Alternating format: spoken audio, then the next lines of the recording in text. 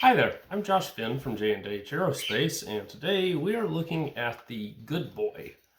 No, that's a kind of goofy name. This is a Chinese model airplane kit. It's got all sorts of different things describing it. Has some pretty decent instructions on the back. This is basically a ready-to-fly foamy balsa, well, not balsa, foamy plastic pine wood airplane. And we found these for very inexpensive prices from China, and so we imported a whole bunch of them. They do take quite a while to arrive, and so we order them in bulk, and then you can get them. So we're going to show you how I would put them together, because when you're trying to get the best performance out of them, you make a few tweaks here and there. So I'm going to show how I would build it out. And this airplane is suitable both for sport flying as well as for the Science Olympiad aerial scramble event. I think this is a pretty good choice for that event.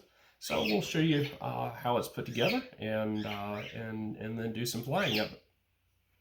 All right, so when we open up the box for this, and I will caution you, typically the boxes arrive kind of damaged. The kits are designed such that they generally survive pretty well. However, the one thing that you want to account for is that typically the foam does get creased a little bit in these. So this wing, you can see, is fine. This one has been dinged a little bit. And so that doesn't look great, but they still fly pretty fine like this. Now, the instructions show you to assemble it with a sort of swept back wing. My suggestion, as we'll proceed into the video,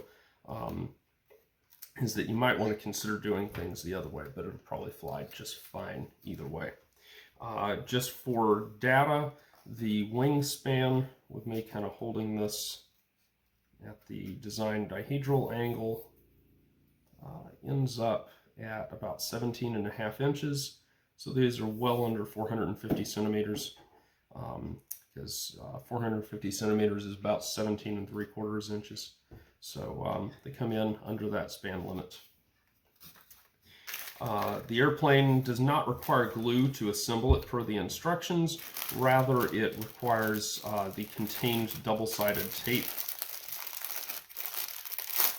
My suggestion to you is to show up, if you're building this thing for Science Olympiad, to use some packing tape, and we'll demonstrate that, the use of that as we proceed with building this airplane out. I will also suggest there are cute little decals here and here for all of that. That all looks very nice, but it adds weight. So my suggestion is, if you're flying this airplane for performance, just kind of live without those. The foam is very lightweight. It's a decent quality foam, seems fairly strong. It's nice and lightweight. It can handle, obviously, the abuse of improperly packaged shipping and whatnot. So things work out pretty well there.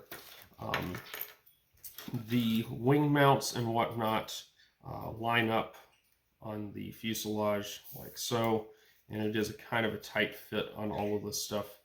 This is something you should kind of expect with any of these, well, frankly, lower end Chinese kits. But it is convenient. They, at least on this one, I haven't checked the other ones that I received, but this one actually has a mark for you to line up the front of the wing with, if I can get it installed on here. Like I said, this is the one thing you have to really watch out for on these, is that they are a tight fit. And this is pine. It is very, very light. At least it looks like pine. It is a very, very light wood in terms of the spectrum of that. So bear in mind, there we go. After a while you get to where you can slide this around on there. But anyway, this wood feels like you could break it if you're not careful in handling it. It may be poplar. It does look very well machined. I can see very fine marks from a saw. So it looks like it was cut with a good quality saw. but bear all of that in mind. The other thing I will point out is when you're assembling this, you want to make sure that you're putting this mark at the front end, and pay attention to the orientation here, because this is actually angled slightly like that, and that's to match up with your nose bearing. So the sharper angle needs to be at the top rather than the bottom, so that it locks forward on this nose bearing like that. And this one at least kind of tends to end up deflected. I don't know how well that shows up, deflected off to the left a little bit. Also, I will mention this is a very large propeller. The molding on it is very unexceptional, but it's a large propeller with very wide blades. Has a lot of flashing like right around here at the back of the hub that you need to remove to get it to turn smoothly. It is a large propeller, so very, very well matched to this airplane. Now that I've showed you how to assemble all of that, we really want to take it back apart because you want to get your double stick tape here. We're just going to break out this particular rectangle of it, and we're going to use that to secure the wing on its wing mount. The trick is to get this stuff unstuck here. So whichever face of it you can get to start disconnecting. And so we just kind of work this down in here onto the wing saddle. I end up with a little bit of excess here, which you can trim that off with a razor blade before you pull the backing paper off. And it becomes quite a challenge to get that stuff off of there. The backing then tends to come off as soon as you get this kind of V-brace dihedral going here. Now, there's a front and back, so you need to make your decision now as to what's going to be the front and the back of the wing. And like I said, I kind of want mine forward swept. So this is the back. It extends further back here. And so what we're going to do, so like I said, this is now the trailing edge of the wing. And then we mate the other wing half in. And there we are, just like that. So you get a pretty decent looking attachment on this. A lot of dihedral, which is not a bad thing. Now there is, in here, if I can find it, here it is, there's another strip of tape. And so you can use it to kind of further secure things. I say that.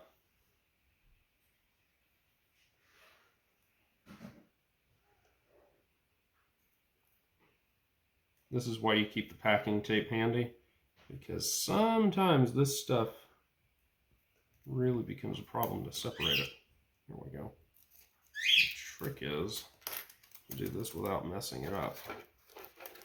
And the thing to remember is you basically just get one shot at this type of thing. So try to get it on right the first time, or you're just going to make a mess of it.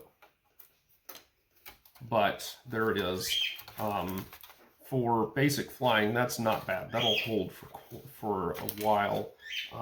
But if you expose it to a lot of humidity, it's going to start to become a problem. Now, I personally recommend using some packing tape. We'll cut off a few pieces of this.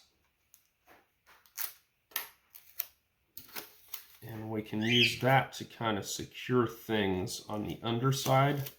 So we go from the wing saddle out onto the wing. And we do that on both sides. And that doesn't add a lot of weight, especially if you use really cheap cruddy packing tape, which is still plenty strong for this application. But that will keep the wing, in the event of a crash, it tends to keep the wing from peeling up off of the wing mount. You can wrap some up here. You could wrap the leading edges with a little bit of it as well to provide some ding resistance and so on. But at that point, now you actually can safely go ahead and install your wing as we showed before, and we'll slide it back to that mount. I'm expecting to have to move it back forward because it's a fairly big prop, and so we'll probably have to move it forward to set our CG. However, we do have this big honking plastic assembly back here, so we'll see. Now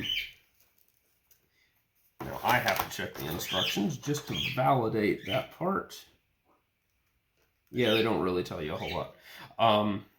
Anyway, the bottom line is that the stab goes on the bottom of that, and then your fin mounts on either side of it. I'm going to put mine on the left side, I think. I don't know, whatever, however it goes. So here again, same procedure as last time. Break this out and try to find a way to get one of the backers on our double stick tape to start to separate. Kind of whichever one comes off the easiest.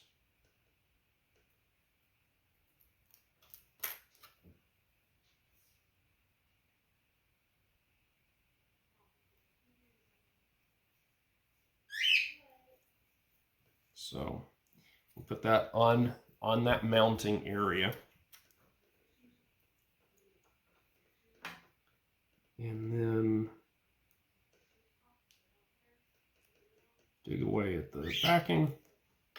Off it comes.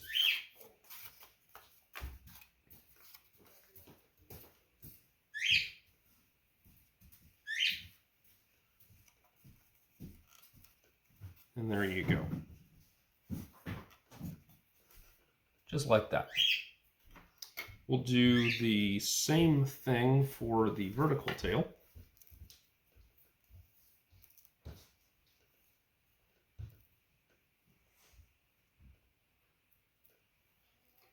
I'm just going to go ahead and peel the backing directly off of there. Well, it looks like I'm attaching it to the right side after all.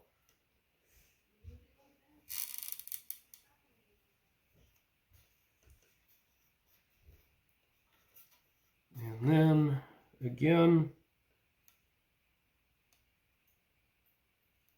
we just want to take our backing off.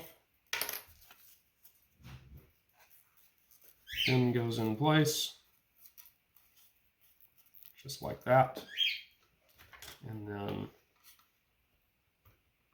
remember, this wood takes a little bit of working with to get it to fully latch in place.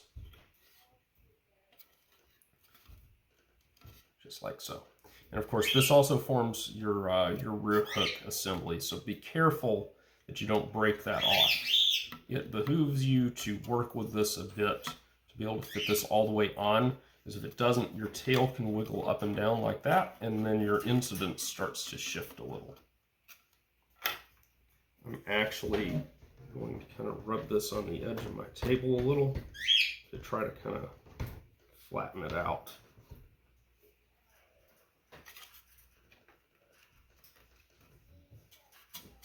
You may want to go so far as to deal with this before you attach the tail surfaces to the tail mount. But there you go. There's the airframe all together. And then we'll get to the landing gear next. Should you choose to use this airplane with landing gear, which personally, for my applications, that's not necessary, but is an option. The landing gear legs slip into the nose bearing like so. But the main thing you need to be aware of is that there are these tiny little things right here for securing the wheels. So the way that works is you slip a wheel, maybe. Slip a wheel onto an axle, and these do not fit great, because as we mentioned earlier, it is a cheap Chinese foamy.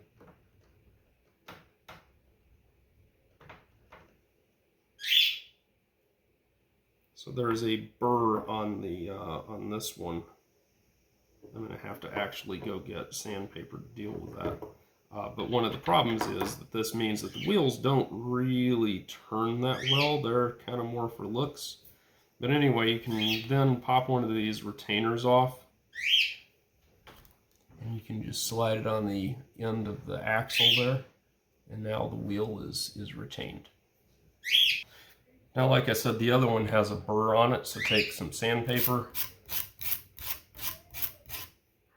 and you can start to get rid of that burr.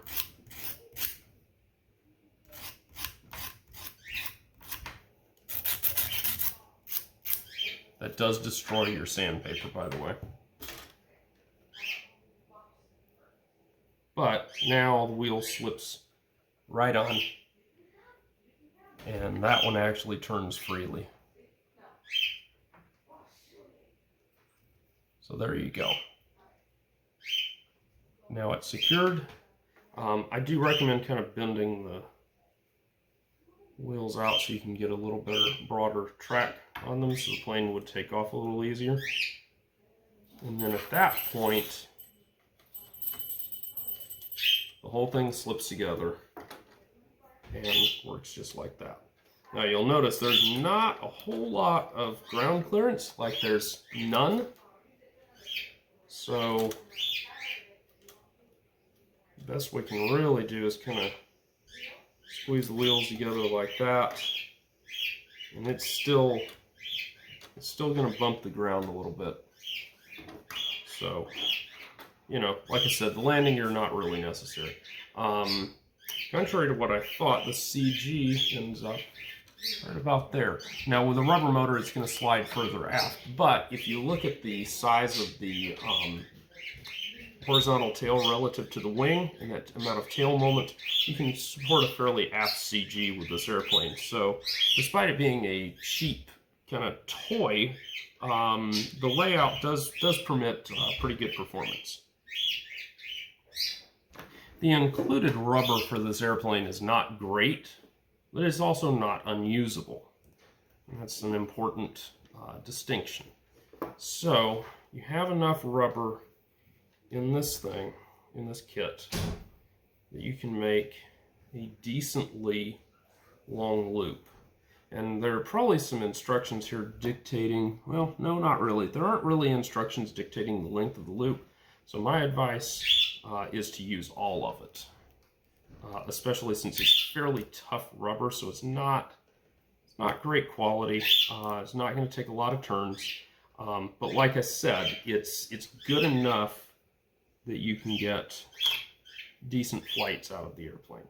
Now it is very, very critical though, very critical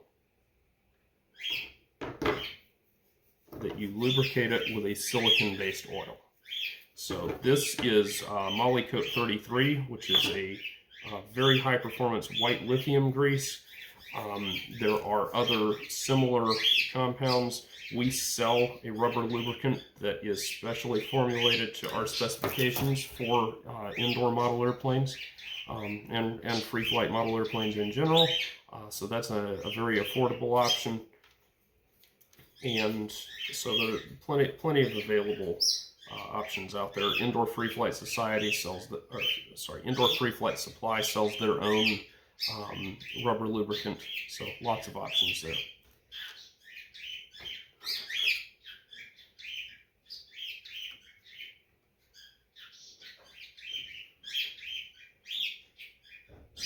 So you end up, let me pick this up on the back, with a little bit of slack, and that's a good thing. You want some slack.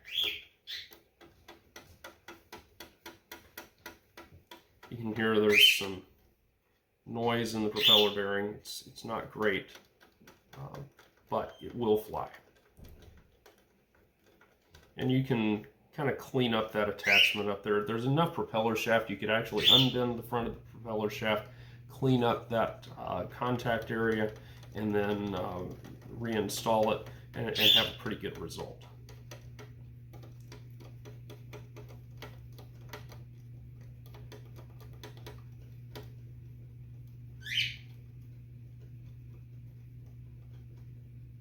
But there you have it.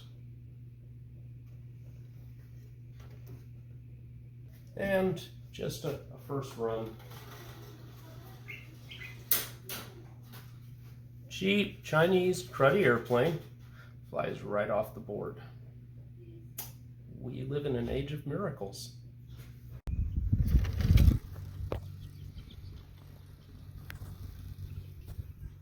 Boy, did I launch into a downdraft there.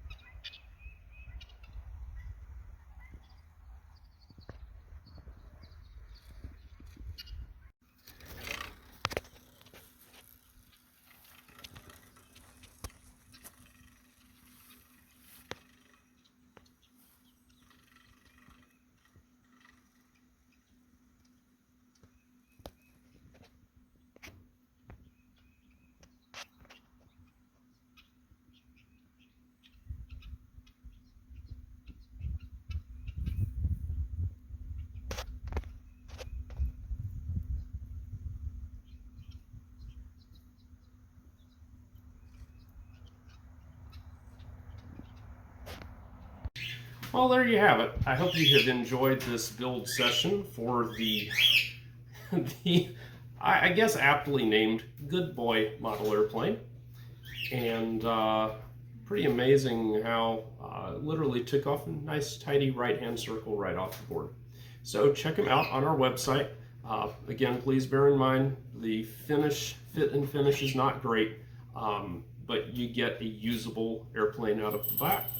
Out of the box bag thing, and it flies very nicely and it's well proportioned, and I have to admit pretty well designed. So we'll see you. Hi, I'm Josh Finn. This is Hope. We are J&H Aerospace. If you like this video, hit the like button. Also, how about subscribe to our channel and check out jhaerospace.com for new free flight products and all of the tooling that you'll need to build them. Thanks for watching.